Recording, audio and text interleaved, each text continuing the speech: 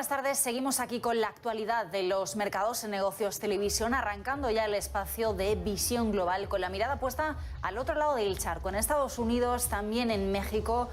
Enseguida vamos a conectar con este país para conocer, pues las últimas cifras de desempleo y del mercado laboral, de cómo está el contexto allí. Pero antes, un repaso a lo que ha sucedido hoy en los mercados europeos, unos mercados europeos que han echado el cierre hace apenas media hora y que nos han dejado una jornada roja, pérdidas que han superado el 0,6% en todos los índices, que han superado el 1% en el caso del DAX alemán y también del Eurostock 50.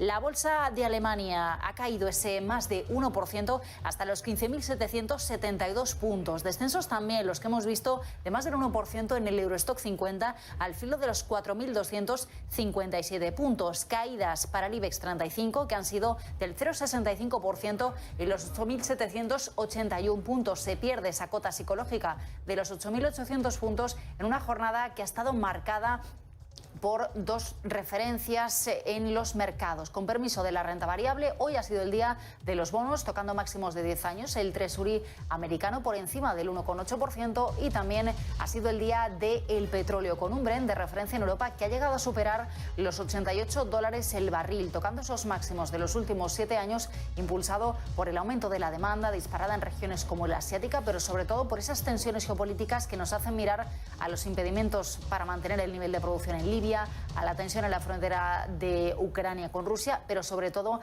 a esa zona del Golfo donde estamos pendientes de qué ha pasado con el ataque de un dron a un centro de producción en Abu Dhabi. Con todas esas referencias, hoy además seguimos mirando a Wall Street, un Wall Street que ha empezado hoy la semana bursátil y lo ha hecho también con recortes que son a esta hora en el entorno del 1,6, 1,8%. Tenemos al Dow Jones por encima de los 35.362 puntos, caída del 1,5%. El Standard & Poor's 500 ha perdido hoy los 4.600 puntos y en el caso del Nasdaq aguantando por encima de los 14.600 puntos. Varios títulos entre los protagonistas de la sesión. En Estados Unidos, hoy el nombre del día es Activision Blizzard. Microsoft ha puesto más de 60.000 millones de dólares encima de la mesa para hacerse con la compañía de videojuegos y los títulos están disparados un 26,5%. También en el punto de mira las acciones de Goldman Sachs, con caídas del 7% mínimos desde junio, tras confirmar unas ganancias que no han cumplido lo que esperaba el consenso del mercado. Son dos de los nombres del día allí en Estados Unidos, pero en cualquier caso vamos a esperar a lo que nos resta de semana para seguir conociendo más resultados empresariales. Bank of America, por ejemplo, mañana, o Netflix, Procter & Gamble también esta semana presentando resultados, aunque en España ya empezaremos a contar con algunas cifras como las de Bankinter en la recta final de la semana. Mientras tanto, vamos a irnos hasta México, vamos a conectar con José Ricardo Rangel para conocer qué está sucediendo allí en la sesión bursátil. José Ricardo, muy buenos días, ¿cómo estás? Raquel, muy buenas tardes. Muchas felicidades, no hemos tenido la oportunidad de saludarnos en este año, pero lo mejor para este año. Y bueno, la verdad es que iniciamos también con terrenos negativos aquí en el índice de precios y cotizaciones. Recordemos que el día de ayer teníamos máximos históricos, habíamos alcanzado máximos históricos a pesar del poco volumen que tuvimos en el mercado. Estamos en las 53.452 unidades, mi querida Raquel, amigos allá en España, lo que corresponde un ajuste del menos 0,97%. Es interesante el tipo de cambio, estamos en 20.40 por cada dólar, 20 pesos por 40 centavos con cada dólar, lo que corresponde una ligera depreciación de nuestra moneda. También es interesante comentarles, amigos, que el barril de Brent de petróleo pues agarró su máximo histórico con $86 por barril. Pues esto es interesante. Recordemos que la apuesta del gobierno federal aquí en México es seguir con la parte de la energía no renovable, lo que corresponde pues la utilización de productos como el petróleo. Y también, bueno, pues las principales bajas, que tuvo el índice de precios y cotizaciones fue principalmente en las empresas como Bimbo, con 3.62 a la baja, Infra, la parte de industria, con 3.50 a la baja, y Grupo Carso también la parte sobre todo del sector construcción con 2.79 a la baja. Los sectores defensivos, pues tenemos la parte de consumo con Grupo Alsea, esta empresa pues que controla la mayor parte de las franquicias de Starbucks aquí en México, y también parte allá en España, con 1.39 a la alza. Siguió el sector de medios con Televisa con 0.95 a la alza, y después la parte financiera, el sector financiero con Banbajío con 0.94 a la alza, con estas ligeras esfuerzos por mantener el índice positivo. Bueno, pues seguimos con 0.96 a la baja en el índice de precios y cotizaciones. Y bueno, pues un tema importantísimo precisamente con toda esta reactivación económica que tenemos que tratar. Por favor, Raquel, si nos haces el honor, como siempre. Y vamos a hablar del desempleo allí en México, y bueno, pues la primera pregunta que lanzo para nuestro invitado es si cuenta México con un seguro de desempleo para su ciudadanía, para su población. Ya vemos en pantalla también a Gerardo Herrera, director de comunicación de Rismatics Financial Institute. Gerardo, encantada de saludarte de nuevo, y cuéntanos, ¿hay ese seguro de desempleo? Raquel, muy buenos días desde México, muy buenas tardes en España. Es bueno para nuestros amigos de España saber, México como tal no tiene un seguro de desempleo. Es una de las características de nuestra economía que no ha logrado todavía esa madurez para poder proporcionar un seguro de desempleo estructural como si existe en buena parte de Europa, como si existe en Estados Unidos. Sin embargo, sí existe en México un mecanismo que la gente utiliza como si fuera un seguro de desempleo. En caso de que tú te quedes sin trabajo por 46 días, o sea, el mínimo es que estés desempleado 46 días, tú puedes solicitar a tu fondo de pensiones, que en México le llamamos Afores, ¿sí? Tú puedes solicitar a tu fondo de pensiones un retiro, ¿sí? Extraordinario, ¿sí? Entonces no es como el seguro de desempleo, que es un ingreso que te llega semanal, quincenal o mensualmente mientras estás desempleado por un periodo. No, este es un retiro extraordinario que te permiten hacer pues para enfrentar ese desempleo. Y esto, como dije, se retira de tu fondo de pensiones, ¿sí? Entonces, pues de alguna manera afecta tu resguardo para el futuro, dependiendo de la edad que tengas. Bien, pues Raquel, este retiro por desempleo que los mexicanos pueden lograr, como se verá en un momento en la gráfica, se disparó, ¿sí? Obviamente en los años de pandemia. En el año 2019, el total de estos retiros en pesos era 12,000 millones de pesos, que vendrían siendo, un poco menos, más o menos 500 millones de euros, dependiendo del tipo de cambio. Bueno, pues en el año 2020 estos retiros parciales de las Afores, como dije, las Afores son, como en México se denominan a los fondos de pensiones. Las Afores registraron retiros en el 2020, en el año de la crisis, en el año de inicio de la pandemia, de 20,000 millones. Sí, nos podemos dar cuenta, amigos, que bueno, pues esto fue un incremento, casi se duplicó, no llegó a duplicarse, vendría a ser un incremento como el 75-80%. En el 2021 han seguido esos retiros, llegaron a 22,000 millones, ¿sí? Vamos a ver cómo nos va en este 2022, pero ciertamente esto pues te habla de la necesidad efectivamente de que México implementara, y hay muchos analistas que piensan que México ya podría implementar algún tipo de seguro de desempleo para que el mexicano que se queda sin trabajo no tenga que recurrir a quitarle parte a su fondo de retiro, ¿sí? Que efectivamente pues podrá recuperar posteriormente con un trabajo, pero bueno, pues ya le diste una rebaja pequeña, pero ya le diste una rebaja a tu fondo de retiro, ¿no? En estos momentos, el último dato que tenemos del desempleo en México a noviembre oficial es 3.7, ¿sí? Cuando un año antes, en 2020, estábamos en 4.7. Vamos a ver qué pasa en diciembre. Estamos esperando las cifras oficiales de diciembre, aunque déjame decirte, Raquel, simplemente en diciembre los fondos de pensiones, las Afores, reportaron que tan solo en diciembre 177,000 personas solicitaron retiro de sus fondos de pensión. ¿sí? Lo cual, bueno, pues te hace pensar a ver qué datos nos va a dar diciembre, si efectivamente esa tasa de desempleo que había ido disminuyendo, veníamos de niveles de 4.7 a finales de 2021, los habíamos rebajado a 4.2 a mediados de 2020, y prácticamente septiembre, octubre, noviembre, como que le rebajamos una décima, ¿sí? 3.9, 3.8, 3.7, esperemos no llevarnos una sorpresa para diciembre, porque los datos de retiro de las Afores pues apuntan en otra dirección.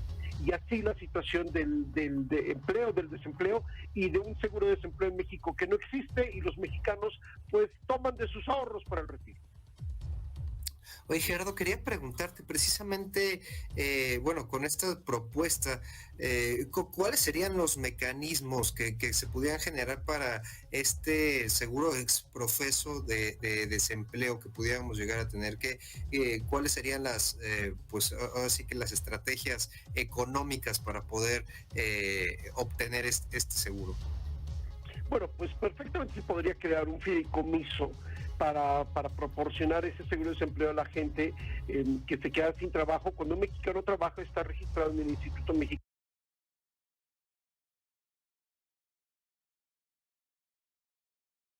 De hecho, para que una Afore te autorice retirar dinero, tienes que sacar justamente una constancia de este Instituto de Seguridad de la Salud Pública de que no estás cotizando. Un empleador cotiza por ti y paga una cuota al sistema de seguridad pública.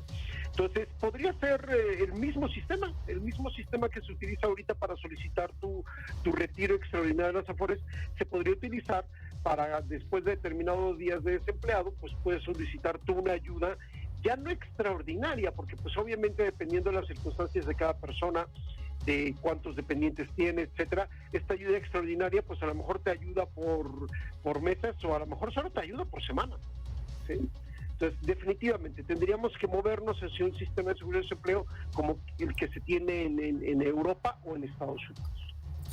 Gerardo, y de temas económicos, has comentado sobre todo la parte de pues, la reactivación económica, existen más empleos, pero ya hemos tratado el tema de la calidad. ¿Sigue viendo con estos datos que existe calidad en los empleos? Porque pues vaya, 45 días y tener esta volatilidad y uso recurrente del seguro de desempleo por parte de la Afore, ¿cuáles son las perspectivas en esta sintonía, Gerardo?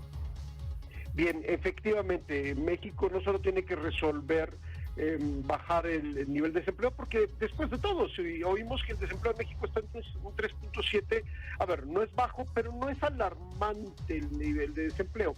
El punto es que de todos los que están empleados, cerca de la mitad están en lo que se llama informalidad, empleos no estructurados, empleos que no tienen prestaciones, gente que trabaja por su lado, gente que tiene pequeños negocios y no tiene seguridad social, etcétera. Y algunos de esos tienen un buen estándar de vida, aun cuando no tengan esas seguridades a las que deberíamos tener todos acceso. Pero otros no, otros verdaderamente sobreviven, ¿sí? Sobreviven mes a mes, semana a semana, en muchos casos día a día, ¿sí? Y por eso cuando México en la pandemia decreta el cierre de actividades, pues hubo mucha gente que absolutamente no pudo dejar de trabajar, porque si dejaba de trabajar no podía comer ese día.